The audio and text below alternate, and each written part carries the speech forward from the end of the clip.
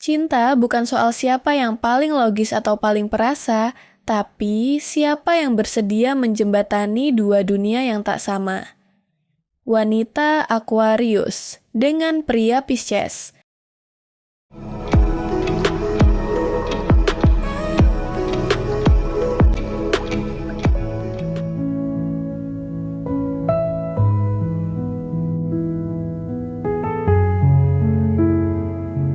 Selamat datang kembali di Ruang Zodiak.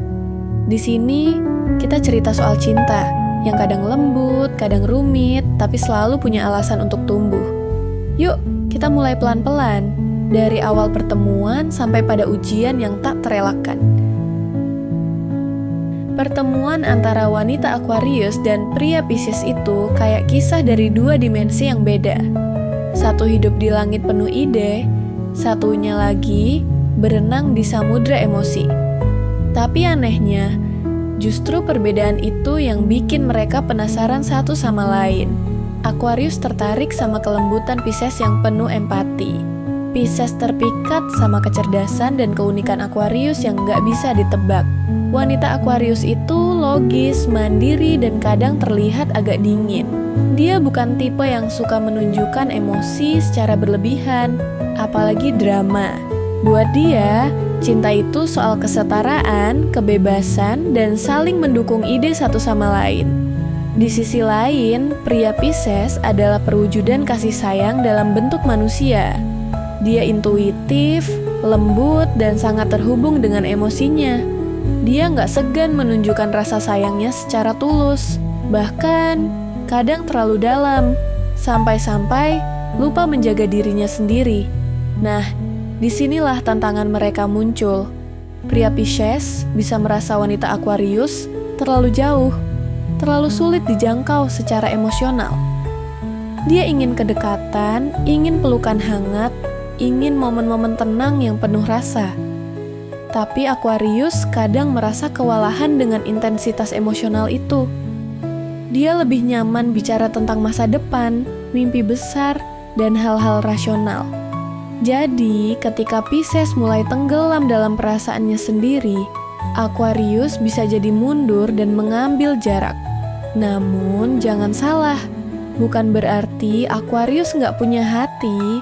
Dia cuma butuh waktu untuk percaya dan merasa aman.